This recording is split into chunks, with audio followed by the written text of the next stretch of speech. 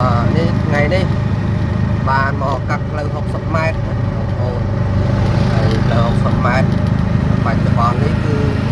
គេដាក់គ្រូផ្លូវហើយដាក់គ្រូផ្លូវហើយផ្លូវ60ម៉ែត្រនេះគឺអាសាប៉ះគ្នាណាហើយប៉ះម្ដងមិនទៅមានអ្នករស់ទេហើយសារតកម្មមានចរាចរណ៍មានលបឿនអញ្ចឹងនៅផ្លូវ60ម៉ែត្រនេះគឺគេដាក់តាមផ្លូវហើយដាក់ទៅកណ្ដាលទៅហើយនេះយើងឡើងមកលើស្ពានអាកាសហើយណាស្ពានអាកាសបាក់ដល់នេះគឺស្អាតណាស់ខ្ញុំមានផ្លូវយើងទៅខាងចក្រែផ្សេងឡើងទៅខាងផ្លូវទីគង់ផ្សេងបងប្អូននេះមើលប្រយ័ត្នប្រយែងប្រយ័ត្នខុសផ្លូវមានគេដាក់ផ្លាកសញ្ញាយើងឲ្យយើងដឹងថាផ្លូវនេះបត់ទៅខាងណាបត់ទៅខាងណាអញ្ចឹងណាហើយនេះគឺល្អណាស់ជាការកកស្ទះបានច្រើនតែពីមានស្ពាននឹងមកគឺក្បាលផ្ដល់ហ្នឹងគឺលែងមានការកកស្ទះដូចកាលពីមុនហើយមុនចង់ធ្វើដំណើរមកកាត់ច្បារអំពៅឡើងទៅផ្លូវជាតិលេខ1ក៏ឡើងទៅផ្លូវជាតិលេខ2ហើយហ្នឹងគឺពិបាកណាស់ស្ទះណែនផង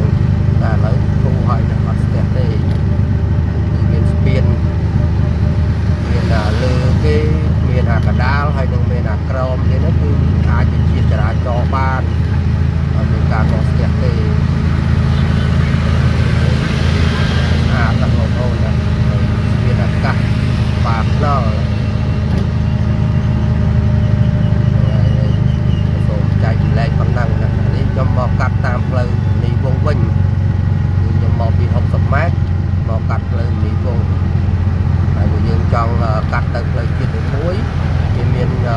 ផ្លូវមួយទៀតមាននោះប្រាប់ឲ្យយើងចុះទៅខាងផ្លូវជាតិមួយល្អណាស់បងប្អូនណាដល់ការរៀបរាប់របស់ខ្ញុំ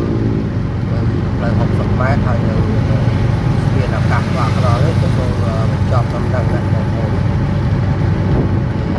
កន្លែងនេះគឺជាស្តុបមួយដែរគឺស្តុបសាលាបឹងបែកហើយនៅសាលារូណាសាលារូកន្លែងនេះបងប្អូននៅខាងថ្ងៃទី12ទីចូលឆ្នាំខ្មែរហើយស្ងាត់តិចតាមផ្លូវនឹងអាចសូមអរគុណហើយសូមសុខភាពជ័យណាសេរីសុខស្ដីឆ្នាំថ្មី